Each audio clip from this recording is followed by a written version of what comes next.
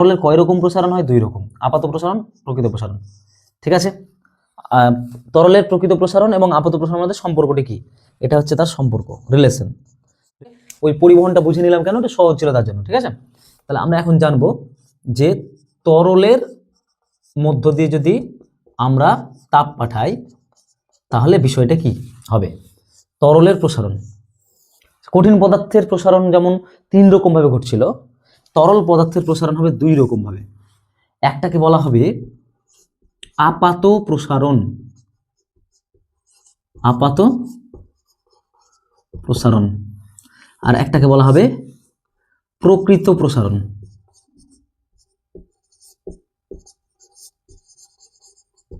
তাহলে তরলের 2টা প্রসারণ ঘটে, একটাকে বলা হয় আপাত প্রসারণ আর একটাকে বলা হয় কি প্রকৃত প্রসারণ। মনে থাকবে, একটা আপাত প্রসারণ আর একটা প্রকৃত প্রসারণ।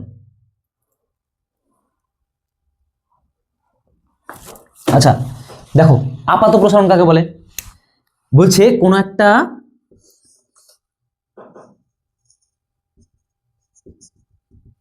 উনুন, ধরো এখানে একটা উনুন জ্বলছে, ঠিক আছে, উনুন, এই পাত্রে, পাত্রে কি আছে? চা করতে দিয়েছি, চা, চা, টি। ওকে, এবার দেখো যদি আমরা তাপ প্রয়োগ করি, হিট প্রয়োগ করি, উনুন দিই, তাহলে কি মনে হয়? দেখবা চাটা কিন্তু কিছুক্ষণ পরে উতলে যায়, তাই না? উতলে যায় না? উতলে গিয়ে কি হয়, যদি আঁচ না কমাই তাহলে কিন্তু উতলে পড়ে যায় নিচে। তাহলে কি মনে হয়, আমি জল দিয়েছিলাম এতটা কিন্তু উতলে গেল, উতলে গেল না?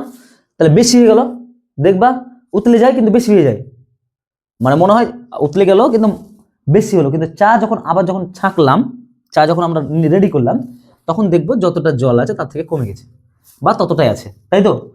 আসলে কি এই উতলে যাওয়াটা কি আসলে তরলের প্রসারিত হলো? না, সাময়িকভাবে প্রসারিত হলো বলে মনে হলো, সাময়িকভাবে তরলটা প্রসারিত হলো হলো বলে কিন্তু মনে হলো। ঠিক আছে, তো এই বিষয়টাই হচ্ছে তরলের আপাত প্রসারণ। তাহলে কি বললাম?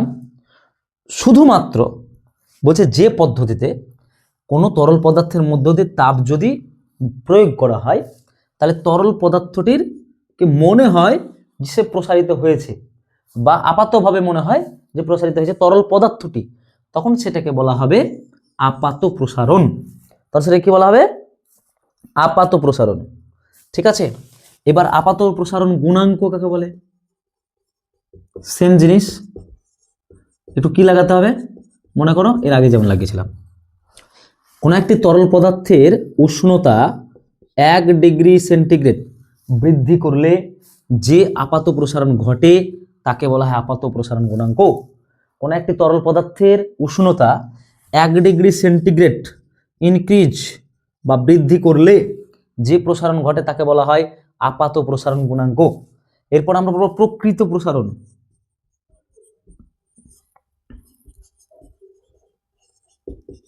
প্রকৃত প্রসারণ, আচ্ছা এই আপাত প্রসারণ গুণাঙ্ক আর প্রকৃত প্রসারণ গুণাঙ্ক, আপাত প্রসারণ গুণাঙ্ককে চিহ্নিত করা হয় গামা,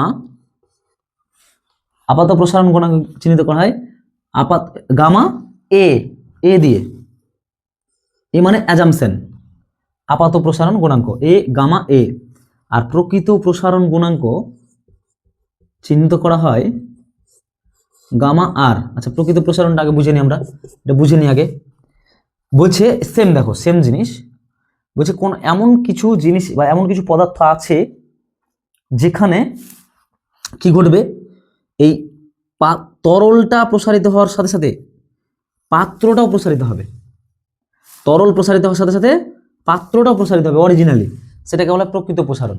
বলছে তরল কোনো একটা মানে যে পদ্ধতিতে বা যে জিনিস যে প্রয়োগ করলে তরলের মধ্যে যদি তাপ প্রয়োগ করলে তরলের সাথে সাথে পাত্র প্রসারিত হয় তখন সেটাকে বলা হবে প্রকৃত প্রসারণ। আর 1 ডিগ্রি সেন্টিগ্রেড বৃদ্ধি করতে, 1 ডিগ্রি সেন্টিগ্রেড যদি বৃদ্ধি করা হয় যে পরিমাণ প্রকৃত প্রসারণ ঘটবে তাকে বলা হবে প্রকৃত প্রসারণ গুণাঙ্ক। এটা কখন সম্ভব? তাহলে এই থিওরির একটা আছে, দেখো তাহলে মনে থাকবে, এই প্রকৃত প্রসারণ মানে গামা আর সমান, তাহলে দেখো আপাত প্রসারণ তো ঘটবেই, মানে তরলের প্রসারণ ঘটবেই, প্লাস পাত্রের প্রসারণ, পাত্র মানে গামা জি, তাহলে এটা একটা সূত্র যে প্রকৃত প্রসারণ গুণাঙ্ক সমান আপাত প্রসারণ গুণাঙ্ক প্লাস পাত্রের প্রসারণ গুণাঙ্ক। এইটা কিন্তু খুবই ইম্পর্টেন্ট একটা জিনিস, আমাকে এখান থেকে কিচ্ছু মনে রাখতে হবে না,